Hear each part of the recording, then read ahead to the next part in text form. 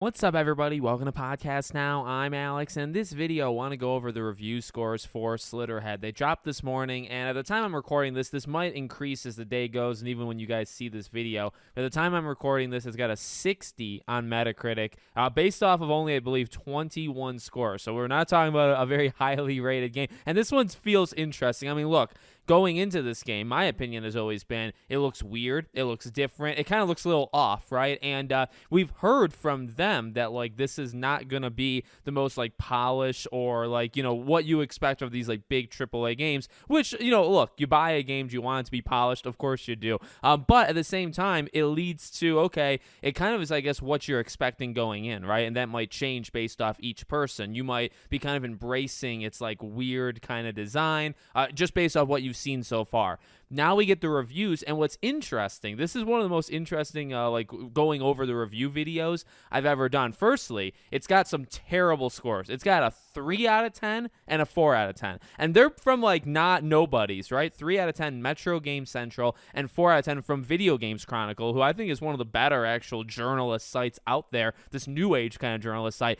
So that's not good. That's definitely not good. IGN gave it a 5. Screen Rant gave it a 6. Gaming Trend, a multiple, gave it 6, 6.5, and 7. The highest score is actually an 8.5, and I believe it's got 4 8s. So this is, it's a divided game, but it's also a game that's got terrible scores and like a lot of 6s. 6s might be its most common, number that actually, I know that's the actual average, but the 8s and 8.5 probably cancels out that 3 and 4, and maybe even some of the 5s, which gets you to that average of 6. And okay, well, that's just the numbers, right? So like based off who you're going on, it could be an 8 out of 10, whatever that means to you. It could be a 7, could be a 3, right? But when you read the reviews, what's interesting to me is that they all kind of have a similar theme. It's just some of them are leaning more into kind of how strange this game is versus others. And that I find that interesting because like I do believe that's what the community, what like fans or people, consumers, I think that's what they're going to do as well, right? Like this game's not going to work for everybody, and there's some rough around the edges things that might just full on stop you from getting it. But if you do get by it, certain people might actually come to respect this game, right? And that's kind of what you expect going in based off what we've seen. But now we have people telling us that, through reviews. So basically, I mean, I kind of just said it, but even the lowest of scores, like Video Games Chronicle, actually talks about that they're glad the game exists in the first place and wants more tries at it, right? So it's like they gave it a 4 out of 10. That's a terrible, you do not want a 4 out of 10, right, for your game. But like at the end of the day, they say, hey, thanks for making it, right? And what it comes down to, I mean, IGN said something pretty interesting. They basically said it's an 1 hour of ideas, right? And I mean, you hear this idea thing through all these reviews that it's got a really cool concept. Actually, it's got a couple cool concepts that really are nice. And depending on the person, it even goes higher than that, right? But IGN basically said like it's 1 hour of good stuff and then it's stretched over 13 hours, right? It's very repetitive. And I will say, it's not just IGN saying. In fact, another 5 said it's a frustrating 15-hour experience. I think I even saw a 7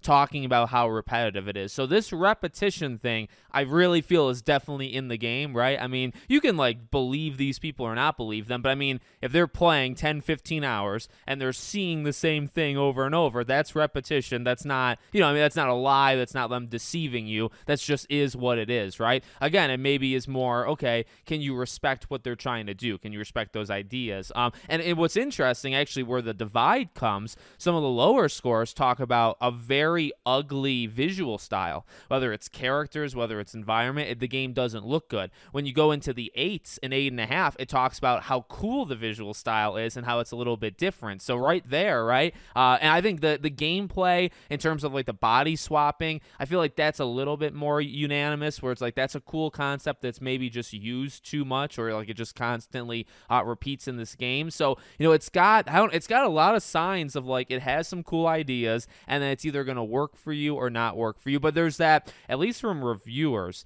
there is that sense of respect. I mean, this is coming from the creator of Gravity Rush and Siren and others. I mean, like this is I don't know if you would say a huge deal, but I mean, like it's cool to get a game like this from him, right? And so it's like, I'm not saying you buy it out of respect. I'm not saying you buy it because like we're getting another game from him? No. You buy the game if you want to buy the game. But it is interesting, I guess, what's being said. So it's mixed. It's very well. Actually, I would say it's bad. I mean, if your average is a 6 out of 10, most people, and you also have to think, we talk about this a lot. Like the average Joe hops on a website, right? Looks at the score. It's not necessarily the right thing to do, but it is what people do, right? They look at the score. They base a lot of their decision on the score. Maybe they go on Metacritic. Maybe they go to one of these sites.